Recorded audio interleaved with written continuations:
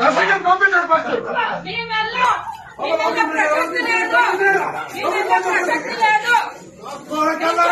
ఎవడు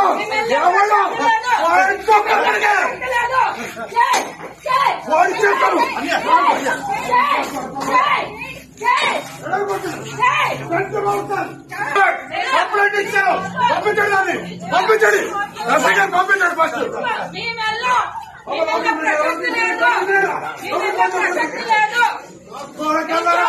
ఎవడు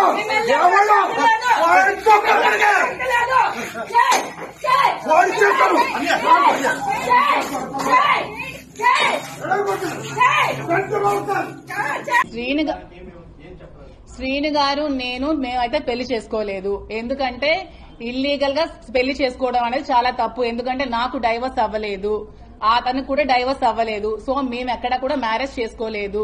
అతను నాకు ఒక ఫ్రెండ్ మీడియాలో ఫొటోస్ పెట్టారు కదా, మీనాక్షి అమ్మవారి దగ్గర టెంపుల్. అవును, టెంపుల్స్ కి వెళ్ళాం.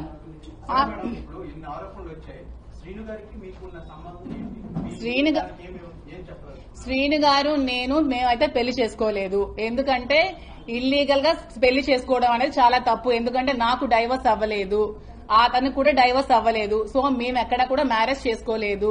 నేను అతనితో ఉంటున్నాను. అతను నాకు ఒక ఫ్రెండ్, ఒక ఫిలాసఫర్, ఒక గైడ్, అన్ని అతనే నాకు. ఎందుకంటే నేను సూసైడ్ చేసుకోవాల్సిన సిచ్యువేషన్ వచ్చినప్పుడు నువ్వు అలా ఏం చేసుకోవద్దు, నీకు నేనున్నాను, నీకు ధైర్యంగా ఉంటాను, నువ్వు అదే పడుకో, నాకు ధైర్యాన్ని ఇచ్చి నన్ను అతను ఒక సెక్యూర్డ్ గా ఉంచుతున్నారు. దాంట్లో తప్పేమీ లేదు కదా. నేను వాళ్ళ ఫ్యామిలీలో సహజీవనం ఎలా అవుతుందండి? అడల్టరీ అనుకోవచ్చు కదా. సహజీవనం అనేది పెళ్లి కాని వాళ్ళు చేసేది సహజీవనం అంటారు. పెళ్లి అని ఇద్దరు అమ్మాయి అబ్బాయి చేసేది అడల్టరీ అంటారు.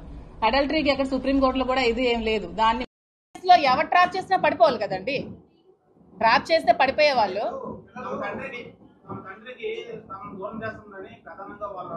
తమ తండ్రి అన్నారు కదా. ఈ 2 years లో తండ్రి ఎక్కడున్నాడో, తిన్నాడా, ఉన్నాడా, ఇల్లుందా, ఎక్కడున్నాడో, ఏ రోడ్డు మీద ఉన్నాడో ఎవరికైనా తెలుసా? చాలా మంది వచ్చేవాళ్ళు కదా అతను ఇంటర్వ్యూస్ తీసుకోవడానికి.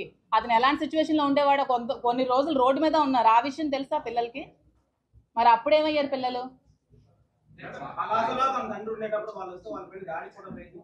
అది తండ్రి కోసం వాళ్ళు ఇక్కడ ఏం జరిగిందో అది మీరు వాళ్ళకి శ్రీను గారికి అడిగితే మీరు చెప్తారు అక్కడ ఏం జరిగింది. నేను ఆ సిచ్యువేషన్ లో లేను.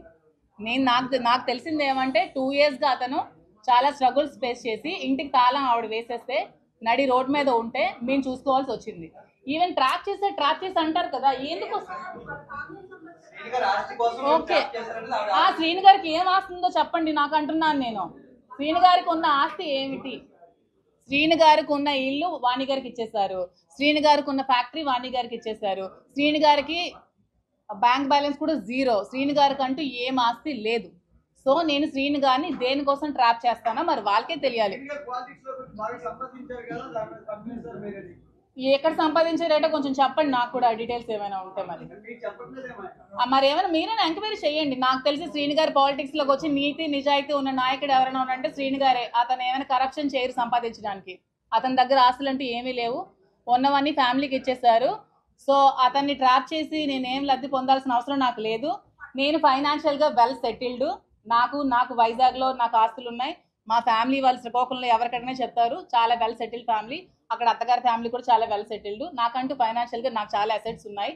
నేను ఎలక్షన్ లో 1 crore to 2 crores నేను ఖర్చు పెట్టాను ఎలక్షన్స్ లో. మీరు కావాలంటే క్యాడర్ ఎవరికైనా అడగండి. ఎలక్షన్ ముందు నేను ఎంత డబ్బులు ఖర్చు పెట్టానని చెప్తారు.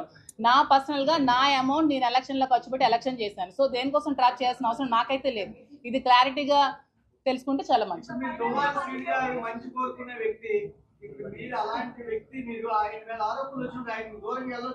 నేను ఇప్పుడు దూరంగానే ఉన్నానండి.